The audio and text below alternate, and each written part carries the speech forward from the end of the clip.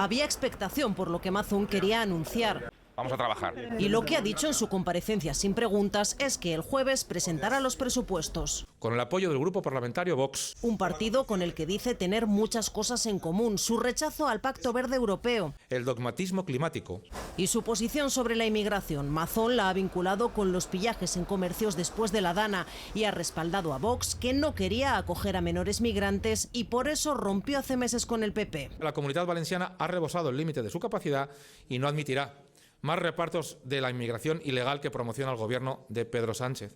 Vox celebra que Mazón haya aceptado sus condiciones y que lo haya hecho en público, como ellos le habían exigido. El señor Mazón ha visto que Vox tenía razón, que ha rectificado públicamente y que, por tanto, ha desbloqueado una mesa de negociación. La dirección del PP vinculó el futuro de Mazón al desarrollo del proceso judicial, pero hoy él manda este mensaje. No me debo a otra cosa que a los ciudadanos de la comunidad, y lo voy y lo vamos a seguir haciendo. Y acusa a Sánchez de dedicarse solo a una cosa: organizar cacerías políticas con las que eludir su responsabilidad. Desde el primer momento olvidó a las víctimas para convertir esta tragedia en una ventaja política. Pero no ha hecho ninguna mención a su papel en la gestión de la catástrofe.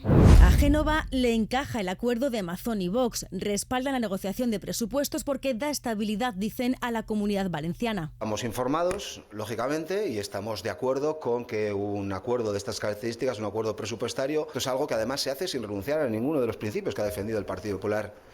Avalan tanto la posición en cambio climático como en inmigración y están de acuerdo con la devolución de menores no acompañados. Por tanto, esperamos también, confiamos, que el resto de comunidades autónomas tengan y logren llegar a acuerdos también presupuestarios.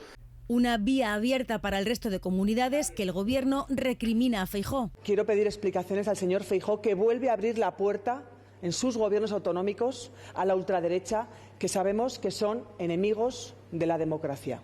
La izquierda valenciana arremete contra la comparecencia de Mazón. Dicen que se pliega al racismo de Vox, que el Partido Popular del señor Mazón compra hasta unos límites inimaginables. Se arrastra a los pies de Vox para continuar como presidente, para seguir aforado. Una comparecencia, denuncian, plagada de bulos para defender un acuerdo, dicen, de vergüenza.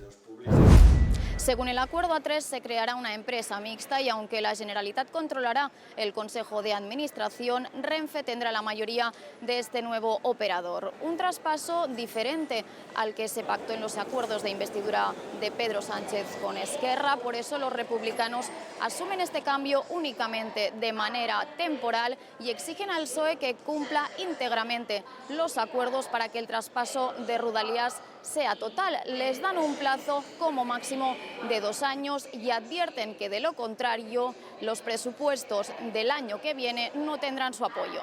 Noelia conserva sus capacidades para tomar cualquier tipo de decisión, incluida la de solicitar la eutanasia. Así lo indican los informes médicos en los que se basa la juez. De esta manera, tumba uno de los argumentos del padre, que se acogía a los problemas mentales de la joven para paralizar la muerte asistida. Ella no está en pleno uso de sus facultades porque tiene un trastorno límite de la personalidad y un trastorno obsesivo-compulsivo con ideaciones suicidas. La sentencia recoge el sufrimiento físico de Noelia. A raíz de un intento de suicidio se quedó parapléjica con un 74% de discapacidad y aunque el padre alegaba que podría mejorar con tratamiento, los médicos consideran que su patología es grave e irreversible.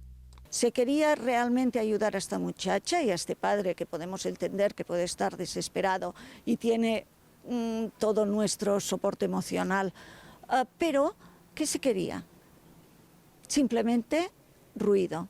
Además, la sentencia recoge que a pesar del enorme afecto que el padre tiene hacia su hija, este sentimiento no es suficiente para justificar la paralización de la eutanasia. El fallo no es firme, hay 15 días para recurrirlo. Abogados Cristianos, que representa a la familia, ya ha dicho que lo hará. Y nueva investigación sobre las muertes en residencias de la Comunidad de Madrid durante la pandemia. La Fiscalía de Madrid ha presentado 9 denuncias para aclarar si hubo una posible desatención médica por razones discriminatorias. Lo ha hecho a solo unos días de que prescribieran. Han revisado más de un centenar de casos y toman la medida para 9 de ellos porque los demás ya han sido o están siendo investigados. Por ahora no ha habido ninguna condena. BCE mantiene su confianza en la economía española y eleva sus previsiones en medio de las tensiones comerciales. Estima que será, junto con Turquía, de los países que menos sufrirá la guerra arancelaria y crecerá un 2,6% este año, 3 décimas más de lo previsto, y un 2,1% el año que viene. La organización ha rebajado 2 décimas el crecimiento mundial, en el entorno del 3%, y el de la eurozona lo sitúa en apenas un 1% este año. Advierte de que los cambios en las políticas comerciales afectarán al crecimiento y subirán la inflación. Canadá y Estados Unidos serán 2 de los países más castigados por las tensiones comerciales y México, el gran perdedor, entrará en recesión según apunta la OCDE.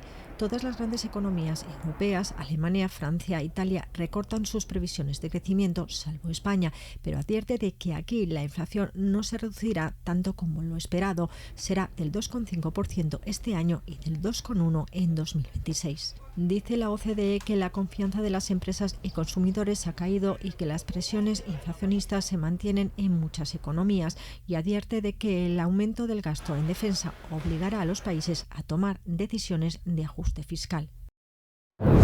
Si Rusia se quedara con los territorios que actualmente ocupa en Ucrania, cosa que exige de cara a una posible negociación, se quedaría también con la central nuclear de Zaporilla, la más grande de Europa y un punto estratégico para la independencia energética de Ucrania. Es algo que Kiev no va a soltar tan fácilmente. Hoy en la prensa ucraniana el ministro de Exteriores, Andriy Sybiha, comentaba los puntos no negociables para su país. El primero, la integridad territorial de Ucrania. El segundo, que no aceptarían una desmilitarización, y el tercero, que no renunciarían a su aspiración a entrar en la OTAN. Es decir, Ucrania se mantiene en sus posiciones iniciales mientras que el frente se mueve. Y Rusia está presionando precisamente en la región de Zaporilla. Hoy comunica que ha tomado un nuevo enclave, Stepove.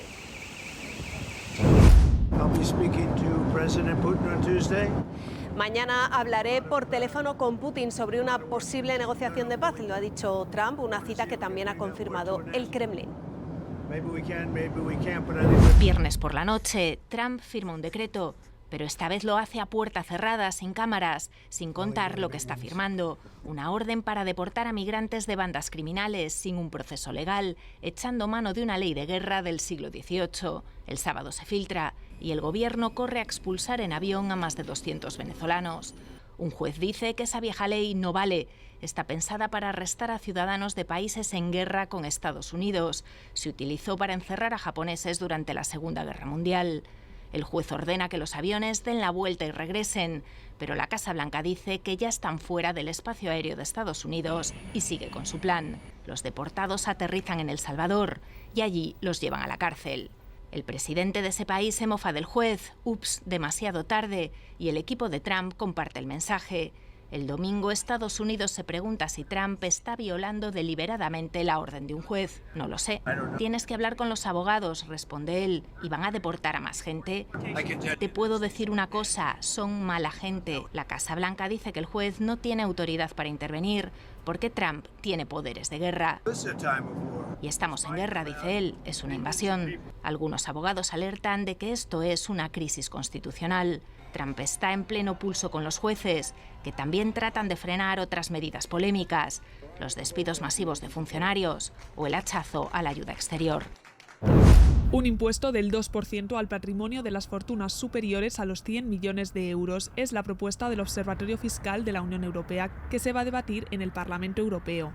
Calculan que supondría 67.000 millones para los Estados miembros. Francia sería el país que más recaudaría, 20.000 millones, seguida por Alemania e Italia. En España, 5.200 millones. Lo recaudado, dice el informe, sería lo equivalente a una cuarta parte de las necesidades de ingresos estimadas por el Centro de Estudios Económicos Bruegel para la inversión en defensa.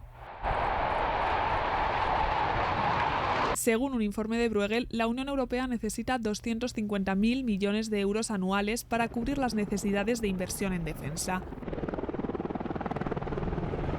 Algo que se suma, dicen, a las deficiencias de inversión para financiar la reindustrialización y combatir el cambio climático. La Comisión Europea ya ha propuesto movilizar 150.000 millones de euros en préstamos a través de deuda común para el gasto en defensa. Para el Observatorio Fiscal de la Unión Europea, esto aún sería insuficiente. En el informe recuerdan que ante conflictos, históricamente los gobiernos europeos financiaron el gasto de defensa con subidas de impuestos a personas ricas.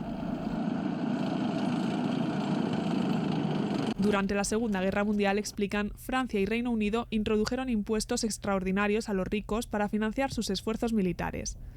Además, aseguran que este tipo de impuestos puede obtener el apoyo de los contribuyentes. El 67% apoya estos instrumentos según el Eurobarómetro.